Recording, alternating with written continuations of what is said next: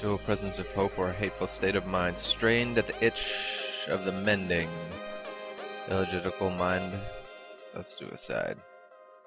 I can't imagine anyone else but self. This is my random night woke from the terror. Call upon the pitter of my heart for those the Trinity to achieve.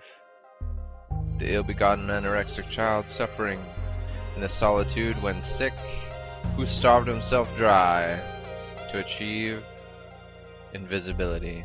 What is gone when he turns from straight to side, horizontal to vertical, I strive to become inaudible. Right to die, empty, on an express lane to another dimension wherein healing can happen. And this one is just so filled with the world watching over the shelter of the stock market of fringe nutrients and the maximization of, well, the effects of this habitat are to purge, because they're filled with avarice. That's right, this greed is nothing but a journey of daydream, of greed, where courage is the faltering goal of a moralist, a decrepit chivalrous hero who should die. Well, because greed, yeah, that's right, it is the goal. Don't ever recover. Fear is the term of the self-projectile and an avenue of the slow-falling reformation of the body. That's right. You should want to be cool despite everything that's happened to you, so project that paper personality on a stage one-way avenue and express lane to, well, nobody cares, because this is a Carpe Diem stock exchange shelf over the fridge counter $2 moment. A Carpe Diem selfish train station of daydreaming existence. The information on your ticket says, well, fuck the system and every premise of nutrients, because, well, I seek the invisible, and it's time to fill those stocks, fridges, and pantries like the freezer of the home, and the premise has changed, and the anorexic state of everyone is an organic butter over unsalted storytelling. That's right, from the $2 bill that you sold over the counter to get that paper personality of confidence, so you could storytell everyone from your parents at home to your siblings via email or caressed in a journey, a hug, an exchange of love. Oh, I just dropped the last of the three-digit word trinity of, yeah, the most beautiful thing that's ever lived. But tonight, as others dance out loud in the world so far away, and tomorrow's revolution comes, I'll still be here writing. After much novel to poetry, jog into a massive meal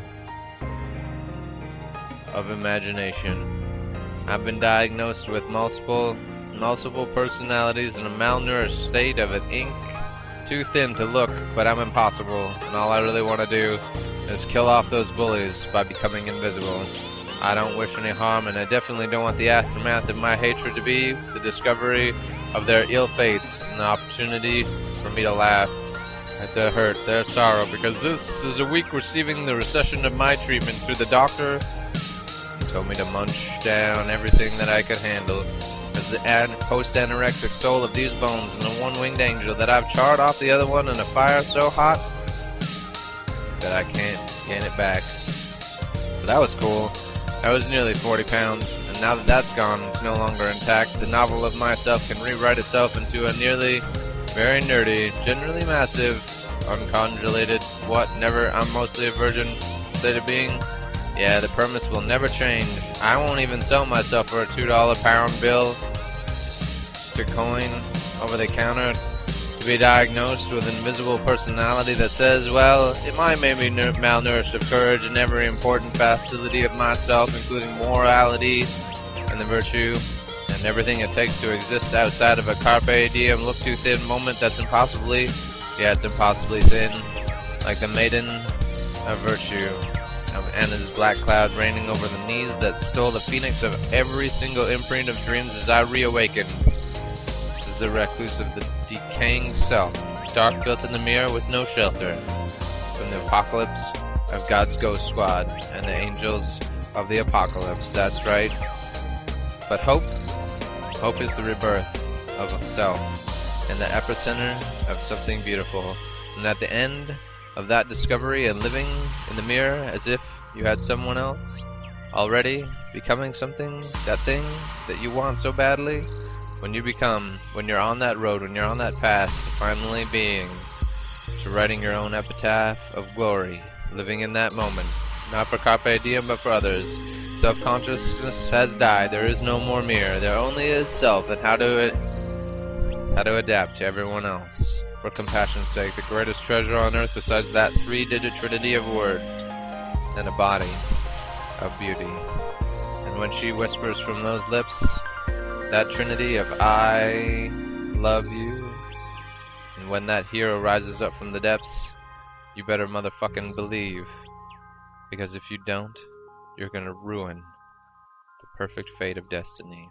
And he'll never be perfect, and neither will she. But if you try hard enough, the most beautiful thing it will be in that moment. So enjoy it.